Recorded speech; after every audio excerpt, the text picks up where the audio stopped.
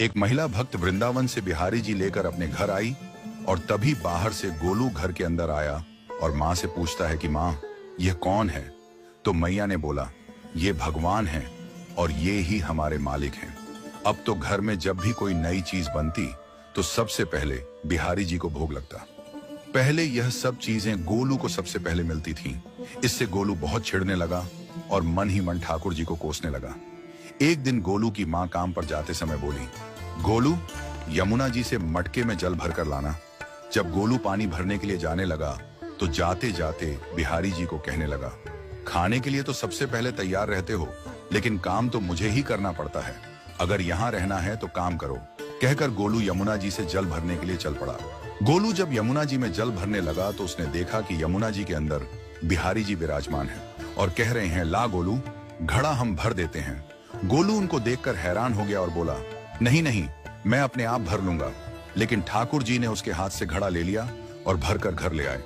गोलू घर आकर डर रहा था कि अगर माँ को पता लगा कि मैंने ठाकुर जी से काम करवाया है तो आज मेरी पक्की पिटाई होगी।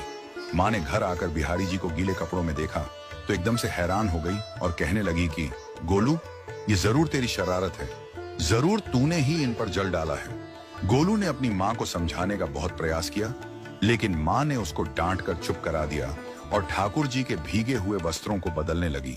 अगले दिन जब माँ ने गोलू को अनाज पिसवाने का काम दिया तो बिहारी जी फिर अनाज का कनस्तर ले आए और माँ को ठाकुर जी के वस्त्रों के ऊपर सूखा आटा पड़ा मिला। तो माँ ने फिर गोलू को डांटा कि तुझे पता नहीं कि ये हमारे भगवान हैं और तू भगवान के साथ शरारत करता है। आज तूने फिर इनके ऊपर आटा फेंका है। तो गोलू शपथ लेकर कहने लगा, नहीं माँ, मैंने कोई शरारत नहीं करी है। ये तो मेरे हाथ से गेहूं का कनस्तर लेकर खुद पिसवा कर आए हैं। गोलू की माँ आज बहुत गुस्सा हुई। अगले दिन फिर माँ बोली, बेटा गोलू, आज तुम्हारे बाबा बाहर गांव से वापस लौट आएंगे। बस आज का ही काम है, तुम जंगल से थोड़ी लकड़ियां ले आना। गोलू फिर डर गया, कहीं ठाकुर जी फिर मेरे पीछे ना आ जाएं।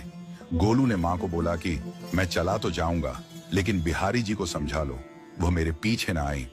उसकी माँ हंसकर बोली, हाँ हाँ समझा दूंगी, तुम जाओ तो सही। गोलू जल्दी जल्दी लकड़ियां लेने जंगल में चला गया और माँ काम पर चली गई। लेकिन उस दिन माँ काम से जल्दी वापस आ गई और देखा बिहारी जी अपनी चौकी पर विराजमान नहीं है। वह तो एकदम से घबरा गई कि कहीं गोलू की शरारत तो नहीं।